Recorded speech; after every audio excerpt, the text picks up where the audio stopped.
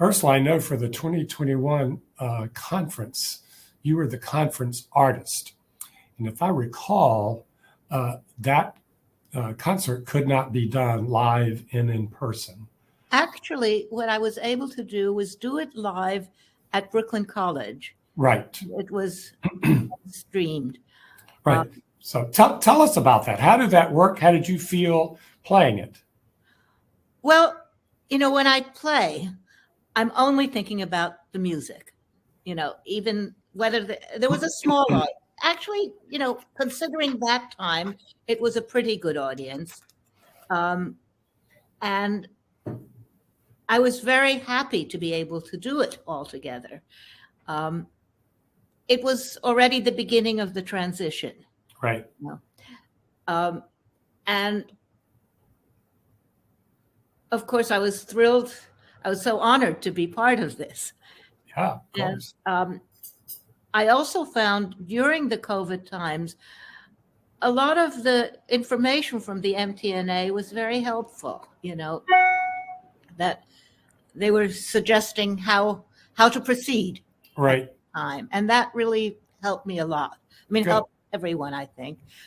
But now what we really want is the excitement of being with people again. Absolutely. Yeah. And we're very lucky that because of the vaccine, because of the medicine, very, very few cases of COVID are severe now. And for most people, not for everyone, it is more exciting to be out, to be with other people, to hear live music than to be isolated anymore. And people make their choices. But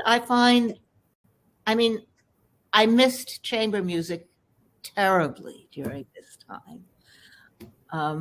And I should say, I have my partner, my life partner, is the pianist Jerome Lowenthal.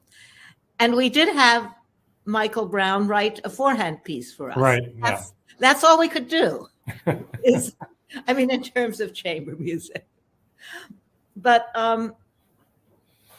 it's very, very exciting to be back.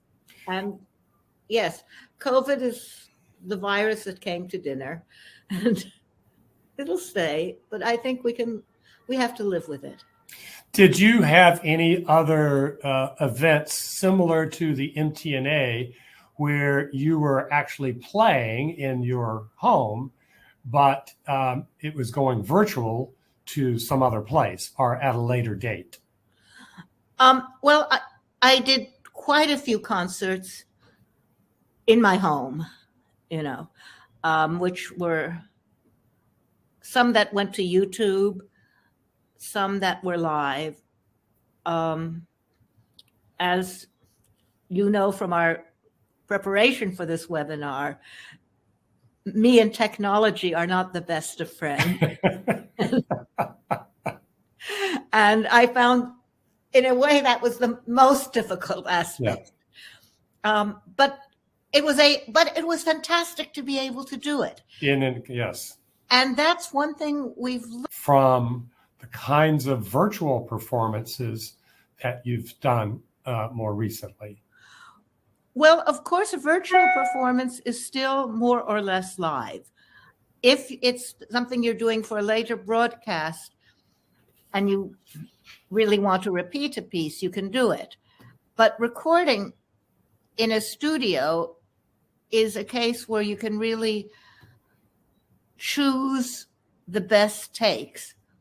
And I've been working for years with the same producer, who's Judy Sherman, who has, to me, the most wonderful ears I can imagine. And a recording, a live is still basically live. And there'll be mistakes in it, probably. And a studio recording is something you can do where you really present your idealized version of a piece. So they're still different. All right. Do you feel differently as you're doing that? I mean, while you're playing For a virtual audience, do you feel that you're connecting with the people? Not enough. I mean, especially they aren't there. Right. So I'm trying to give something to the people, but I'm not really in touch with them. And that's of course why I'm so happy that we're in a post isolation world.